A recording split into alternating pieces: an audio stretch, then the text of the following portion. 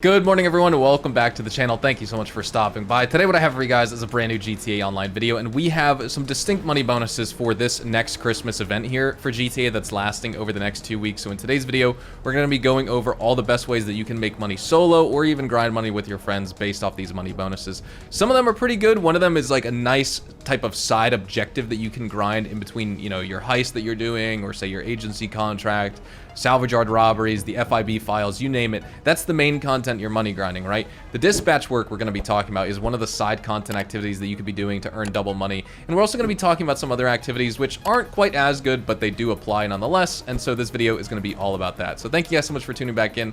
Let's jump into things. All right, well, jumping in, we have to talk about the most important part of this weekly update in terms of the money bonuses. It's the Garment Factory wall safe.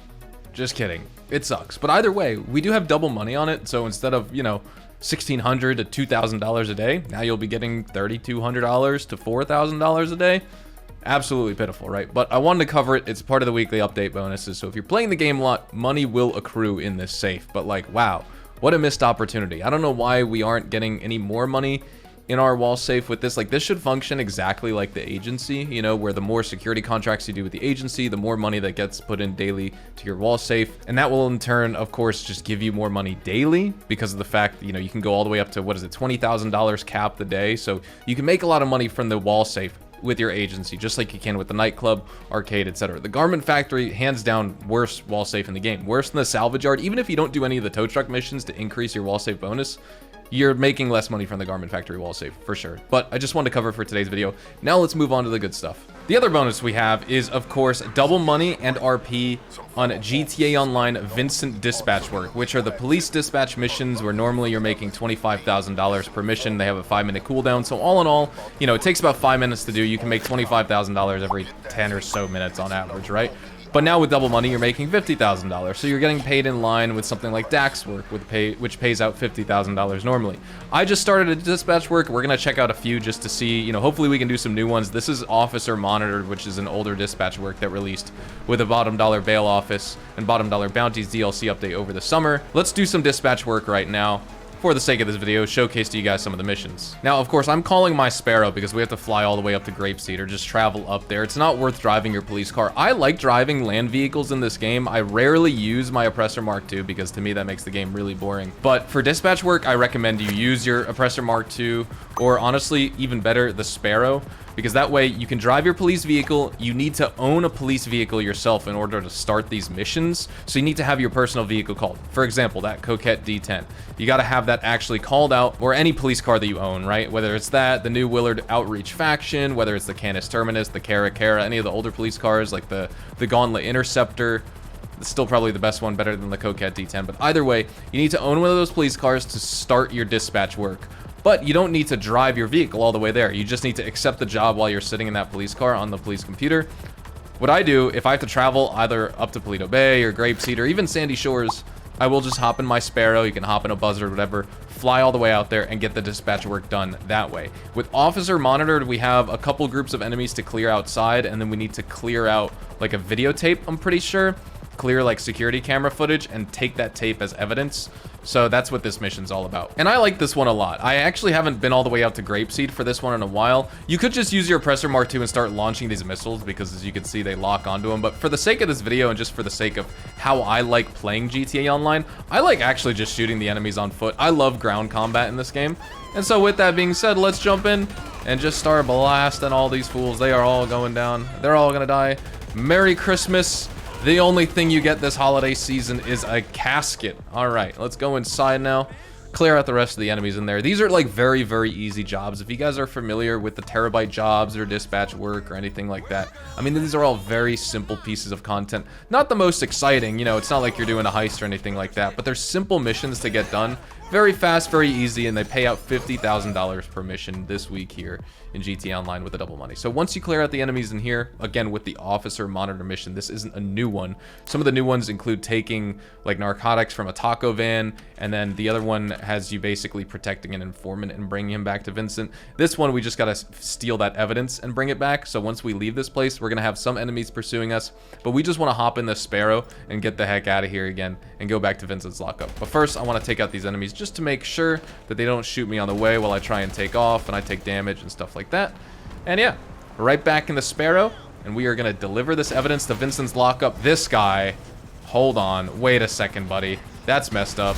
Yeah, that's what you get. Merry Christmas. All right, now we're approaching Vincent's lockup. Since I started this mission, it's only been 5 minutes. So pretty much on average right there, you can expect to take about 5 minutes to complete the mission itself for the actual Vincent dispatch job. And then you could expect to take another 5 minutes, of course, to deal with the cooldown itself. I could have parked my Sparrow a little bit closer here, but let's run into the destination.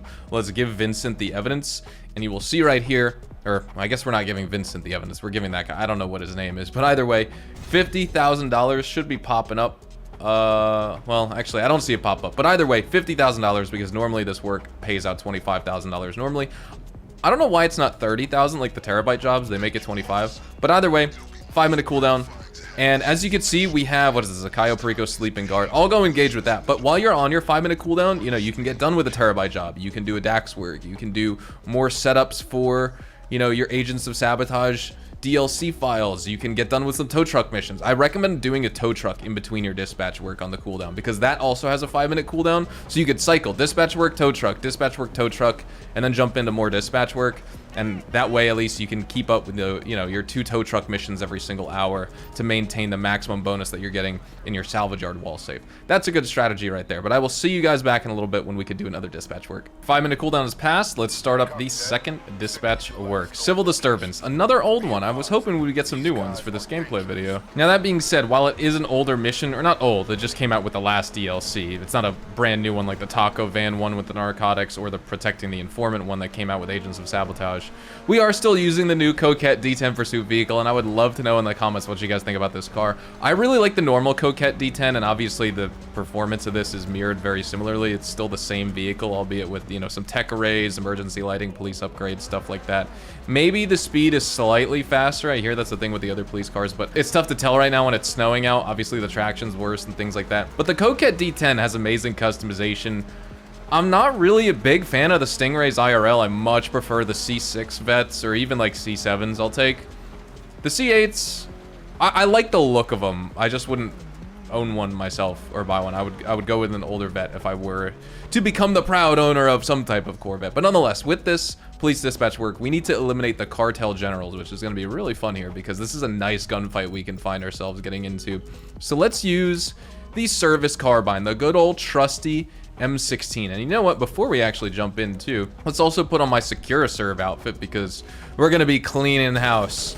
Now, I've been playing on free aim in GTA for the past, I guess, like week now. I started doing it with the Agents of Sabotage DLC release. I play free aim in Red Dead Online, but I've always played auto aim in GTA just because I find the health system so dang annoying in this game. I feel like you never get enough heals, you never get enough armor, stuff like that, and you end up losing all of it because the healing in this game isn't as effective as it is in Red Dead. So, like, I just preferred auto-aiming, locking onto people. That way, you know, I could just fly through the missions and not need to constantly go back to my agency for snacks and armor. But that being said, I've switched to free aim over the past week, and it has been a nice change. It's made the game a lot more fun, in my opinion, as it does in Red Dead Online. So if you are one of those players who maybe is, like, a little bit bored of GTA, and, like, you know, you don't want to take a break, I always recommend players take a break rather than force playing so that they don't burn out. But if you do want to try something new and different, try some free aim. I mean, I'm sure a lot of people play free aim anyway. But if you haven't tried it yet, definitely worth a try. I would have said on like PlayStation 4 and Xbox One, it wasn't worth it at like 30 FPS because it's gross. But if you are playing on like PlayStation 5 and Xbox Series X and S and you're playing in 60 FPS at 1440p rather than, what is it, fidelity mode? So play it in performance mode rather than fidelity mode at 4K 30. Free aim feels a lot better at a higher frame rate for sure. So we just took out all the cartel generals. Now we'll just leave the area, get paid another $50,000 with that double money dispatch work here in GTA Online. The good thing is this bonus lasts for the next 2 weeks. So while there could be better bonuses, there you go. You can see it pop up in the top right. While we could have better bonuses in future GTA updates, and obviously we're not going to get amazing money bonuses right around the time of DLC releases, it is still nice that we're going to get double money dispatch work for the next 2 weeks because $50,000 for 5 minutes of work is not that bad at all.